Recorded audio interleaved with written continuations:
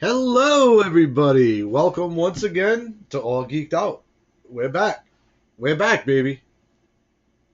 It feels good to be back. I've been wanting this for so long now, and it's I've said this all the time, and I apologize over and over for our hiatuses or whatever you want to call them. But yeah, I'm back, and it's for good reason. And that's not to say that this is the last time you're going to see us. And this is me going back on another promise. Everybody must think I have like zero integrity when they listen to this thing, but life gets in the way all the time. Um, but I've been wanting to come back, and I was thinking today about just the state of science fiction today. It's been sad, like really, like the lack of like good science fiction movies, series, what have you. I mean, even like I've been kind of down on my reading lately, until recently, which I will talk about. But yeah, it's been tough. Like, and to make it things worse, and not that I'm complaining, all right, because we this year we got you know the best science fiction film probably since I think I've already said it, like since possibly definitely since the Matrix, the original Matrix. I think that was one that I recall where it kind of changed the sci-fi world, or at least the cinematic. Like it pushed the boundaries of what you could do in a sci-fi film, and it was just a monumental, groundbreaking film. The Wachowskis, if I'm saying that right. Um, I was about to say brothers, but whatever they're identifying as these days, that's their business. But like genius what they did with that film.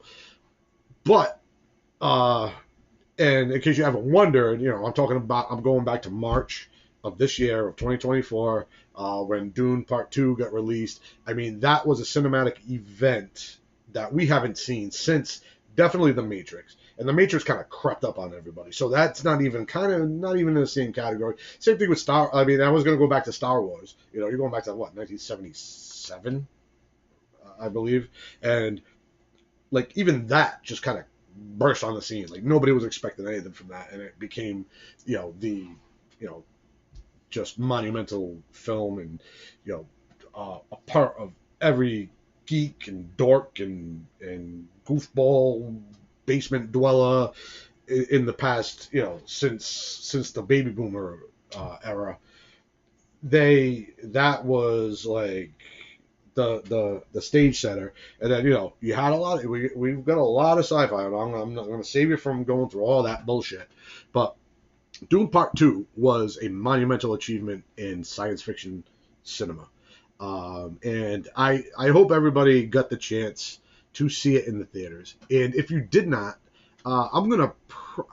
I mean, I would bet my life and limb that they're going to re-release that in theaters, because I don't think anybody expected it to be what it was. So I know a lot of people nowadays, they're waiting for that streaming site to pick it up and watch it. I mean, that was even the case with Part 1, where it was released simultaneously, due to COVID and all that shit. But it was on HBO Max and in the theaters at the same time. So, but with Dune 2, like everybody was kind of like, all right, we know this is going to be decent. Oh, you're hoping it's going to be decent. If it's anything close to what Dune Part 1 was, and it blew Dune Part 1 out of the water. I mean, without a doubt. So my point is, here we are in 2024, March. Everybody's waiting for Dune. Comes out, and it's like better than anybody expected, in my opinion, at least than what I expected. I didn't expect it to be that good. I knew it was going to be good. Denis Villeneuve's got a track record, like it's pretty impeccable. I mean, I know he had some, maybe like a foreign film early in his career, and then a couple of his films were maybe not as well known, but I mean, you can't really poke too many holes in many of his films, and he's just a hit machine. He's just one after another, boom, boom, boom. So it was pretty well expected that DUNE Pt.2 was going to be as good as advertised, and it ended up being, exponentially better, in my opinion. So, that said, hopefully you'll be able to get that opportunity to go see it in the theaters, and if you have not seen it in the theaters, trust me, you need to, because I've seen both. I've seen it in the theaters, and I watched it when it was on streaming. It doesn't compare. It's like I said, it's a cinematic event that if you're a you consider yourself a fan of sci-fi or any kind of, maybe not, a casual fan, all right, I get it, but if you consider yourself a hardo, like me, then you need to go see this if it does get re-released in the theater. I think it might have already been. I'm not sure. But anyway, that was in March of this year. So now you got your, that gave me, I was like, boing! I'm like, full staff, just like SciFi is back. My Geek-rection is veiny and throbbing and could cut a fucking diamond. But then what? What happens after that? There's nothing. There has been nothing. And there's been some feeble attempts. And I'm not going to go through it. And as you all know, if you watch this podcast in the past, I don't use any kind of external, devices for information. If you're looking for details and specs and specific information, like who was the casting director last year, this ain't the site for you. I could direct you to a site if you want. Put a comment in the comment section, and I'd be happy. I got a few that are really good. One, the Cinephiles, Cinefiles. It's a podcast that these two guys that are just really knowledgeable. I definitely recommend that if you want those kind of specific details. I'm just coming from a fan perspective. I've been a sci-fi fan all my life, going on half a century. I've been alive for longer than that, but since Star Wars was 1977, so I've been a sci-fi fan since then. So we're going on half a century, and I'm just trying to help you out. So my whole reasoning for doing this podcast today, breaking my little sabbatical or whatever you want to call it, is kind of like a PSA, a little public service announcement to let you guys know that I have the Viagra for your weepy sci-fi staff, or whatever you want to call it. Your Gandalf staff. Your Gandalf staff got a little limp since March because we haven't had. I'm sorry, that's wrong. All right, I'll have to cut that. But it's for your sloppy lightsaber, we'll call it. All lightsabers, they're all really perfectly straight and erect, and all of a sudden you got a wet limp noodle for your lightsaber. That's what the state of sci-fi today feels like. So it's been hard, and there's been some decent. We got some stuff over the horizon. You got Alien Romulus coming, which I don't have very high hopes for it because the past two installments of the Alien franchise were okay. They weren't bad, but they weren't aliens or Alien. Really, since those two, there really hasn't been one that's. I liked Prometheus kinda, but it didn't satisfy. So yeah, that was kind of. But since then, that's coming up, and we also have what's the other big one that's coming up soon? There's another one. But like I said, look, I don't have, there's nothing in front of me. This is recording for my audio. I do not do any kind of external information. This is all coming from here. But, a couple of the ones I've seen this year so far that were kind of letdowns. One of them was the Planet of the Apes. What are they on now? Beneath the Planet of the Apes? I don't even know. But that was okay. I'm not a big Planet of the Apes fan of that franchise. I don't know why. I love the concept of it. It's the execution that usually leaves you a little, kind of wanting more, or just maybe it's too much and you want less, less ape, more people. I don't know what it is with the Planet of the Apes movies.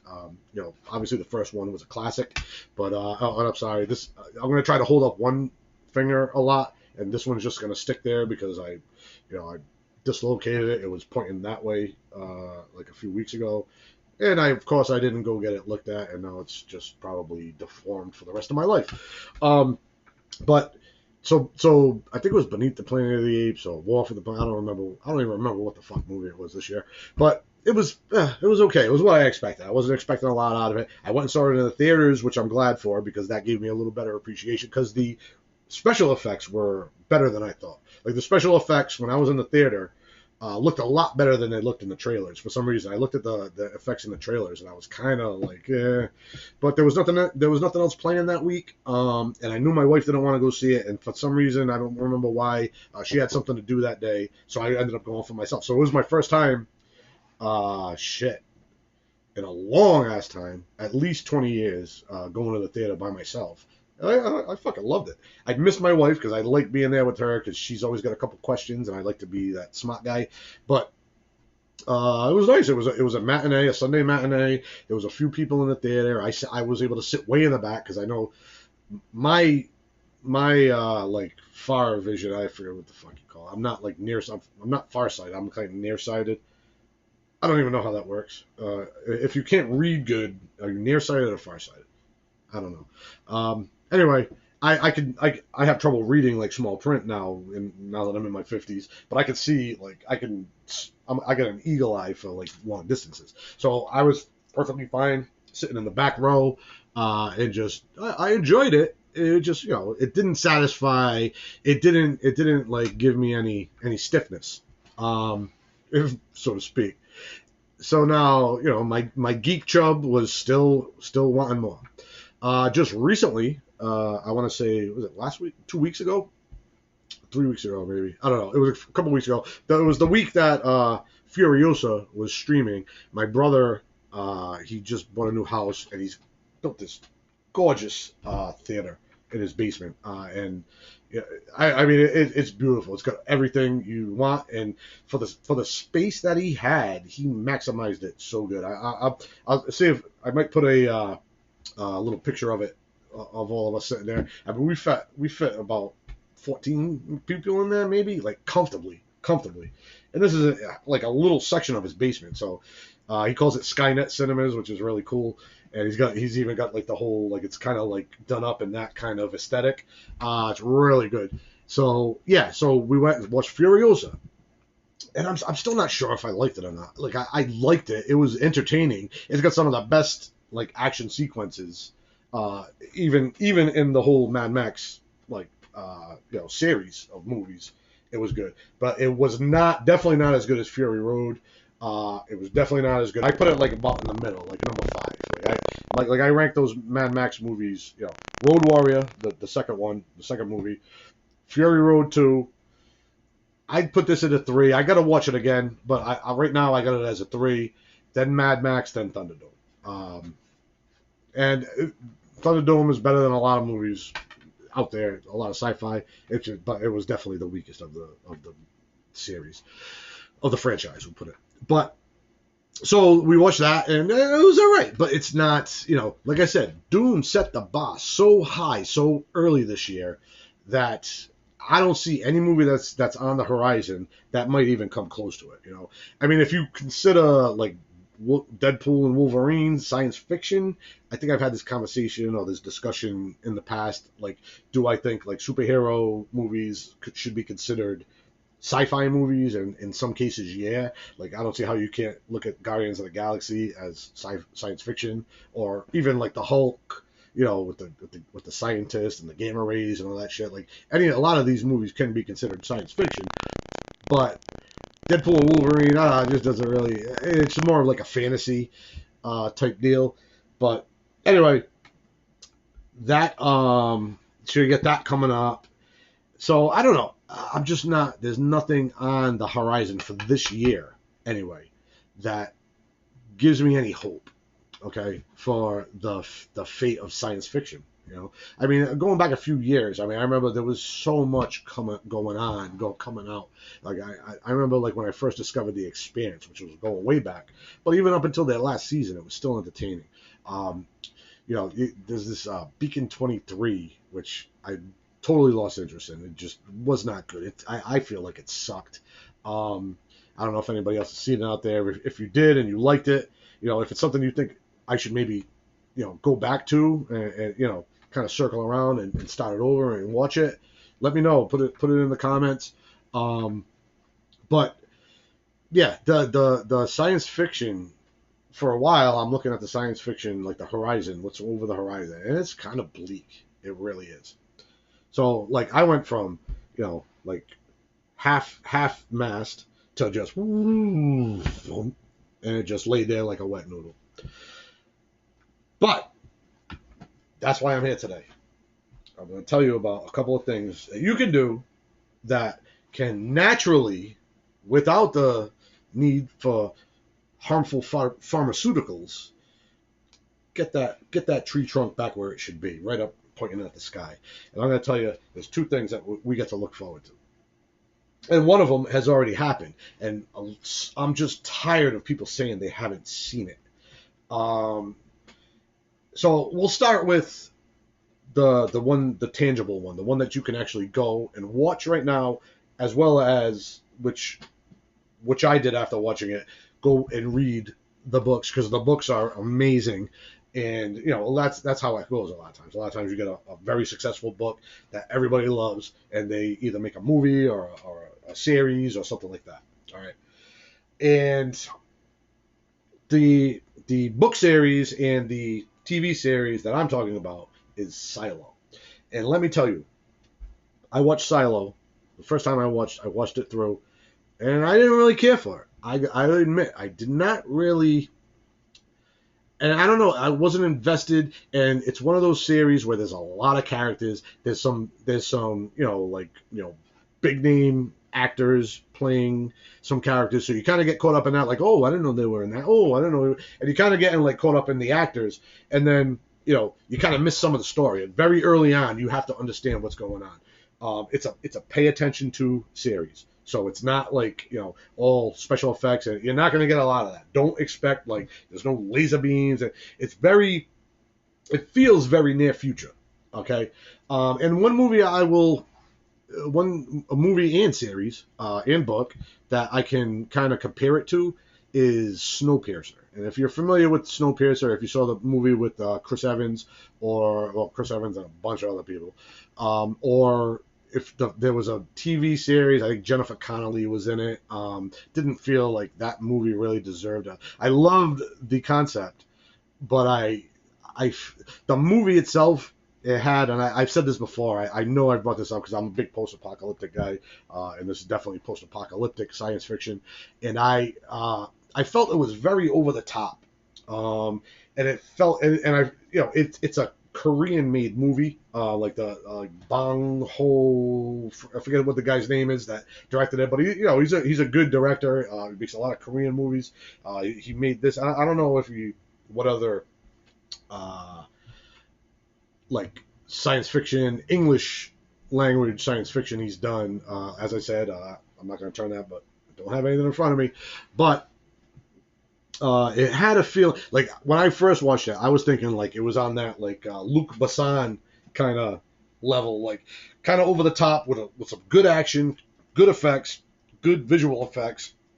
Wasn't a lot. It was mostly practical effects that I could think of. Like I don't recall too many like too much CGI in it or anything. So I liked it for that. I liked the premise of it. But the reason I compare Silo to Snowpiercer is like the actual vessel, So in Snowpiercer, you got a train, and if you're not familiar with the story, the world is in an ice age. The train is, cars as a train is, a bunch of cars. So the caboose is like all like kind of like the, like the so quote unquote scum, like the low level, the workers. I don't even think they were like worked. I think they kind of like stormed the train when it first took off, because this train was like some kind of perpetual engine that would just continually go across the globe during this ice age. Everything's frozen over, and as long as that train kept moving, you had your heat, you had your water, you had all your power, you had all that stuff. They had a car for everything. They had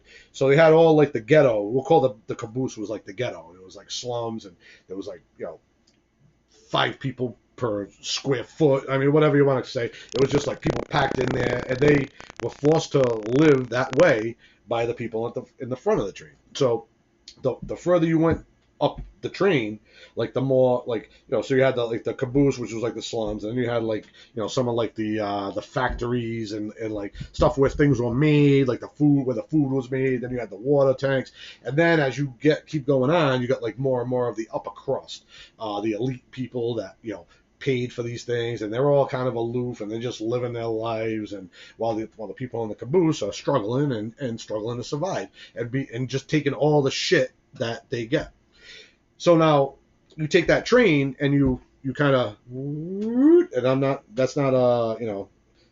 like comparing this to the Geek Woody, but now you got a silo under the ground, and it's kind of set up the same way, where you got on the bottom, there wasn't really slums, I would say, but there were just, everybody contributed in the silo. So you got these people at the bottom that were kind of like the mechanical. That's what they called it, mechanical, and they were the workers, and they kept the place going. They fixed everything that broke. That was the people that were on the bottom. And then as you go up, you get to supply, who just like either manufactures or distributes whatever supplies. Then you go into like, you keep going up, you got agriculture, you got storage, you got residential, then you got like IT, and then at the top is like where the officers are, like the mayor. They call them the mayor. I think it was the mayor or the governor. I think it was the mayor, and like the security offices and all that stuff. So it's kind of the same idea. And so what happens is, actually, I'm not going to tell you what happens because you're going to go watch it. So I'm just going to say, even if you've watched it and didn't like it, watch it again, because that's what I did. I watched it. I wasn't paying attention the whole time. Like, there's a lot. It's like just like one of those sci-fi series where they're introducing a lot of these new characters, and you just gotta. It's tough to keep up at first, and then they're bumping off people like right off the bat, and it's like, what's going on? I don't know who to pay attention to and who not. It's a lot of information. A lot happens in this first season of Silo, and it ends, and it's a fucking cliffhanger. I gotta say, like, so that's what said. All right, that's it. I gotta go get these books, and I read. So there's 3 books, okay, written by Hugh Howey. I want to say the first one was written in 2011, and then the second 2 came out in the same year, 2013. And so the first book is called Wool. All right, none of the books are named Silo. It's just the name of the series. The first book is called Wool. What that refers to is, when right off the bat, very first episode, one of the first things you find out is that everybody works in the silo, and then if somebody even mentions that they want to go outside, because that's the thing, it's set up as a post-apocalyptic series, okay? Like, these people are underground. The surface of the earth is been just, we don't know really what happened at all. All we know is that it's there. The people that are in charge are saying this is a wasteland, and it's just, there's nothing out there. The air is toxic, and you can't breathe it. You can't even it can't even get on your skin, or you'll die. All right. If you say you want to go out, or you just want to leave the silo, or anything along those lines, but the way they call it is, I want to go out. That's what they say. Oh, well, that's the way the first couple of people would say it.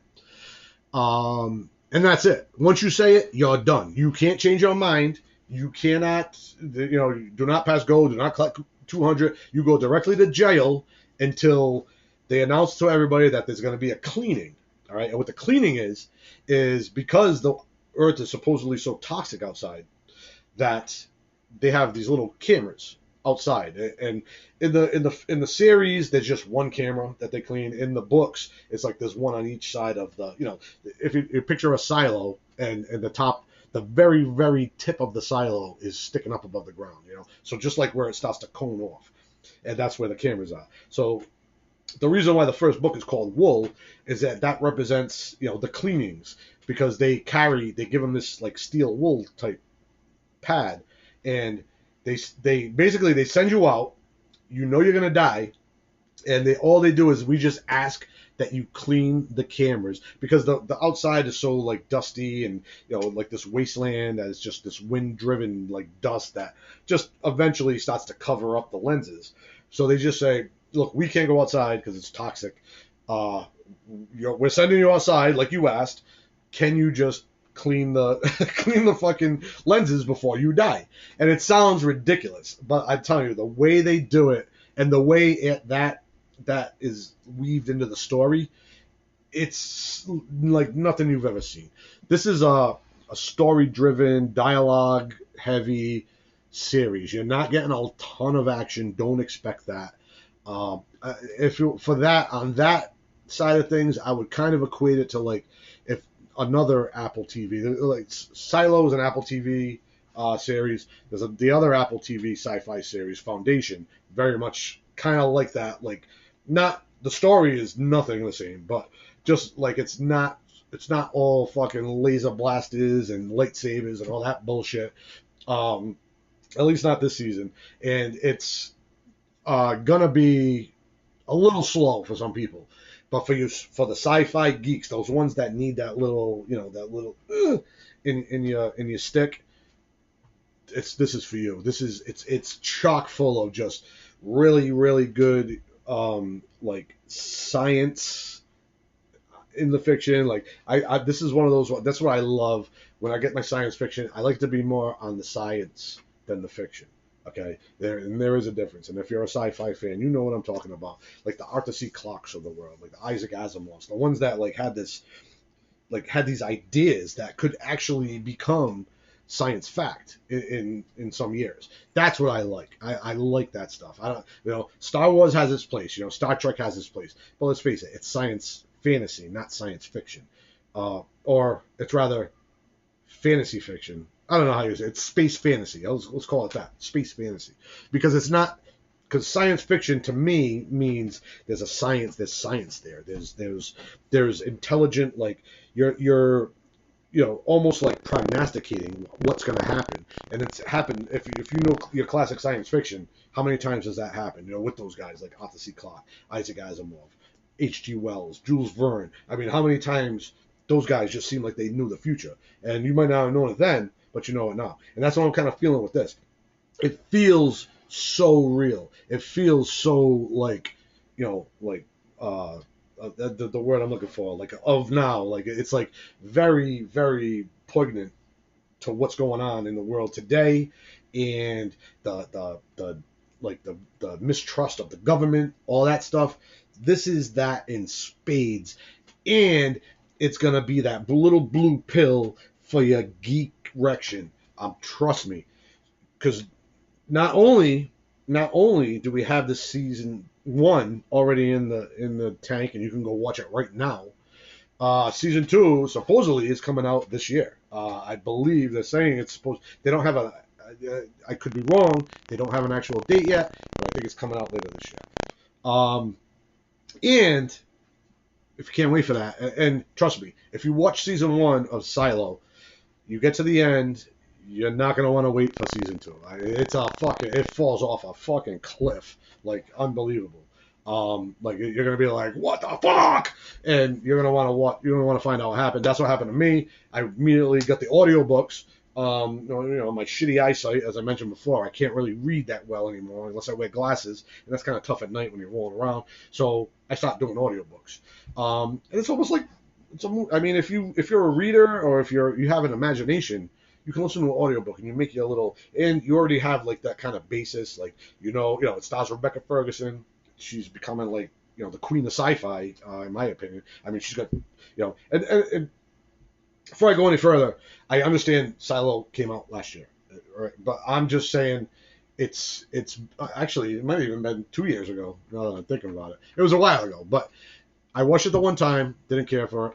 Watched it again, and I almost want to watch it a third time. Like now that I've read, I hate saying read when it's an audiobook, because let's face it, listening to an audiobook is not reading. I don't care who says what. I'm pretty much doing all audiobooks lately. I mean, I've read a couple of books in between, but listening to an audiobook is not reading, people. Don't say you read the book if you listen to the audiobook, because number one, there's no way you listen to every single word. When you read a book, you're forced to, your brain is forced to process every single word. In order to get to the next word, you have to read the word before it. You may not comprehend it all, it may not stick. I'm just saying, you have to read it. Audiobook, I could walk away for a chapter and come back, which I do often. Like, I probably listen to that book, fucking 20 times, by going back, falling asleep, going back, I forgot where I was. I get to a point where I knew I already heard it, and then I listen from there. Sometimes it's longer than, than you want. Like, I probably doubled the length of these books. So I've read Wool, the first book, and one thing I will say, semi-spoiler, not really, but kind of like Dune, where Dune Part 1 was like half of the book, Dune Part 2 was the second half of the book. Silo Season 1 is the first half of Wool, and then Season 2, I'm assuming, will be the second half, and if they do it right, they will include the second book integrate it into the Season 2, because the second book is pretty much all set up, it's all flashback or prequel, whatever you want to call it. So far, I'm not done with it. I'm about maybe 2/3 of the way through it. But so far it's all, which it's good. It's really, it's not as exciting. It's not as Wool. It's not as heart racing, action or anything. Not like Wool. Like I said, Wool is a ton of that action, but it's just always tense. There's always that feeling of number one, claustrophobia, in this silo. And then when somebody goes out to clean, it's almost it's like a relief, and then it's right back to feeling claustrophobic, because you realize how it is out there, or the way they make it seem. And there's a lot going on there, and I can't tell you, but it's just a range of emotions, feelings. It's everything you want in a sci-fi. I'm telling you. Even if you have watched it and weren't crazy about it, go back, watch again, or read the book or listen to the audiobook and then go back and watch it. I'm telling you, you will have a much better appreciation. And I am so fucking psyched for Season 2, because if it is what I think it's going to be, it's the best part of the story so far that I've read. So that's the first thing that I'm giving you, the first little blue pill, the little sci-fi blue pill to get you a little geek-rection back. The second one is not a TV series, not a movie yet, but it is probably the best science fiction book I have read. What's the last? I don't even remember the last good science fiction book I've read. You're going back to, I don't want to say it, but this is already signed on, so it's already in production. They haven't started filming yet, but it's already casting. It's Ryan Gosling is going to play the lead, so right there, this is something. And I believe they bought the rights before it even was published, I want to say, because the author is Andy Weir, who wrote The Martian, which was a huge, I don't know if it was a box office success. I know it was a critical success. The critics loved it, audiences loved it. I don't know how well it did in the box office. But he did that. He had another book in between that wasn't so well received, and then he created Project Hail Mary. Remember that name, Project Hail Mary, because this is going to be the blockbuster of 2025, I think, or was it 26? I'll have to look on that. I know it's a long way off, okay, just like the premise of the story. But as far as quality science fiction reading, I'm having a hard time thinking of something better that I've read in a long, long time. So once again, going back to what I said earlier, if you're not a reader, get the audiobook for this. The guy who reads it, I forget his name, really, really good, does the voices. You get a lot of the like some sound effects in there too. Like they did a really good job with this audiobook. It's almost like an audio drama, but it's very like it kind of reminded me of trying to think of. I mean, it's got a little bit of like I mean everything's got a little bit of 2001 in it, but it's got a little bit of what's that one? Well, kind of. Unfortunately, at first, it reminded me of that Adam Sandler piece of shit that came out earlier this year, fucking Spaceman or something like that with the big fucking spider. Whatever. I don't know what the fuck they were trying to do with that. Yeah, it just goes to show you the state of science fiction today. But yeah, that maybe a little bit of Moon, like one of those like isolation movies. But it's so fucking good. I mean, I can't really. I'm not gonna like expound on that because I'm afraid I'll give something away. Because this is something you have to read. If you're a science fiction fan, excuse me, you have to read this or get the audiobook. Somehow expose yourself to this because you got a long wait.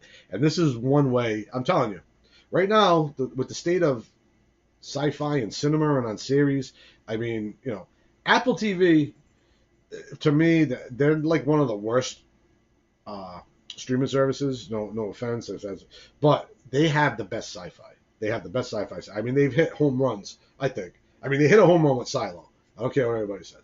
I really like Foundation. That was another one. I had to watch it twice, but it's one of those like science fiction, not science fiction. It's science fiction. There's a science to it. It's very intelligent. It's something you have to pay attention to every minute. I love that. That's the way I am when I watch a show. But if you and then they had that for All Mankind. I mean that was pretty good too. I mean I wasn't blown away by it. It's a little more near future and it's kind of like a alternate history type thing. Like kind of like if anybody's familiar with Man in the High Castle, like believe that was like the very first Amazon Prime original series. But it had like where that was like.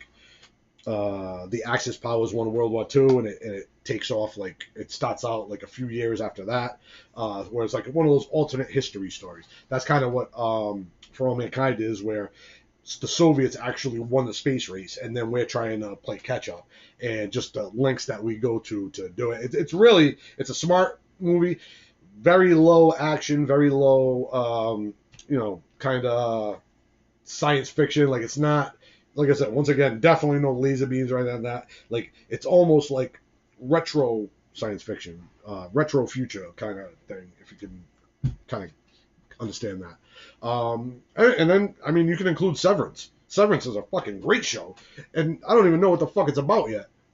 I've heard a couple of like pretty good theories, but that's coming out for another season. That's also science fiction.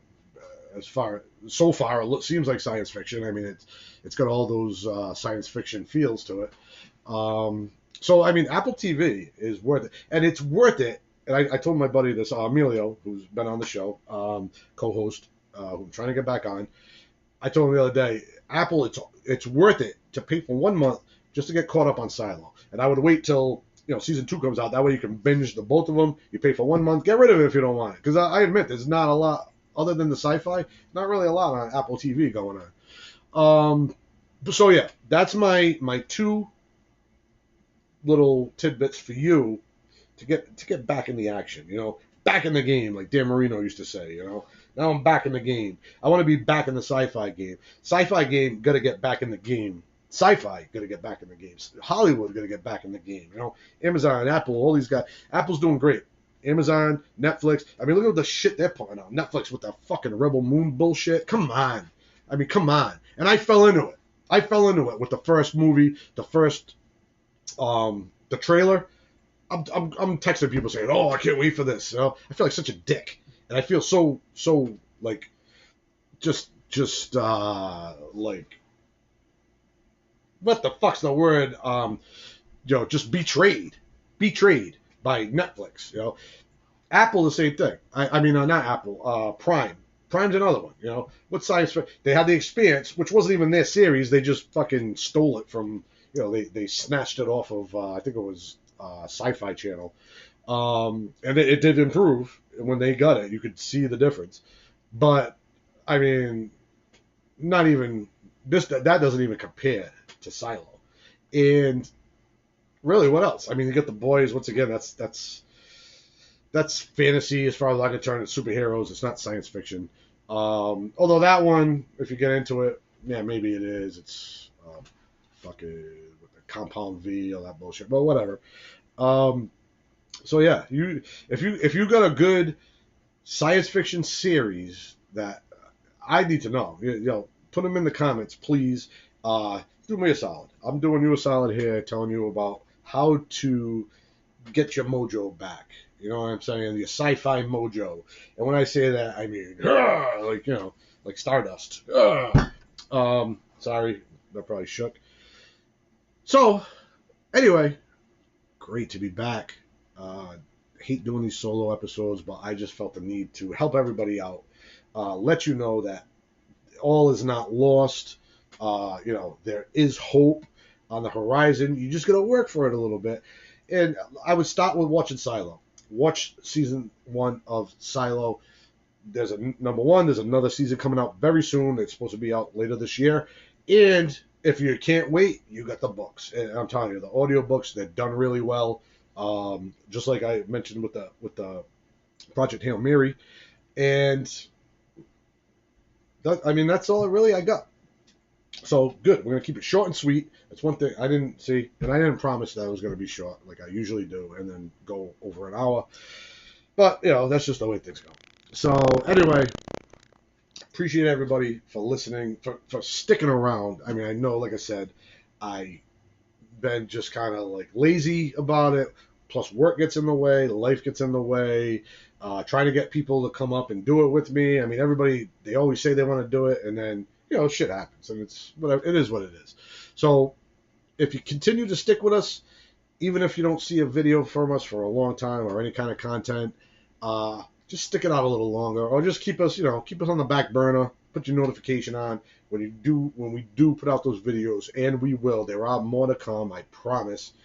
You'll get the notification. You can be one of the first ones to get on there, watch it, like it, subscribe if you haven't already. But if you get notifications, you probably subscribe. And leave a comment.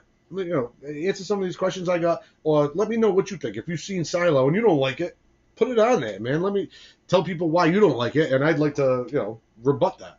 But I think right now Silo is the best science fiction you have available to you, and I'll stand by that.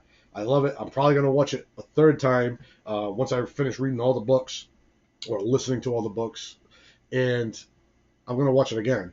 And just to get me ready, and I just cannot wait for season 2. So hopefully all you guys are pitching your geek tents right now, and all you girls, you're just kind of smushing in your chairs because you got those sci-fi juices. Now you're like, it's all hope is not lost. Sci-fi is not dead, and it's making a fucking comeback. And if some of these like Alien Romulus or some of these other movies that are on the horizon are half as good as what they say they're going to be, then that's just a bonus. But you've got that Silo. I'm telling you, go watch Silo. Read Wool, read Shift, read Dust. Those are the 3 books, and read Project Hail Mary in preparation for what's going to be the DUNE 2 it'll be the Martian of whatever year it comes out, whether that's 25, 26, but it's going to be great. I mean, like I said, they already got A-list actor, and who knows, there's already there's not that many characters. I don't want to get into it. So thank you for watching. I appreciate the support and the continued support while we're not around. Love you all. Work on that Geek-rection, and that doesn't really roll off the tongue quite right. Geek-rection. I gotta say that a little bit more. But thank you for watching. And remember, keep your powder dry.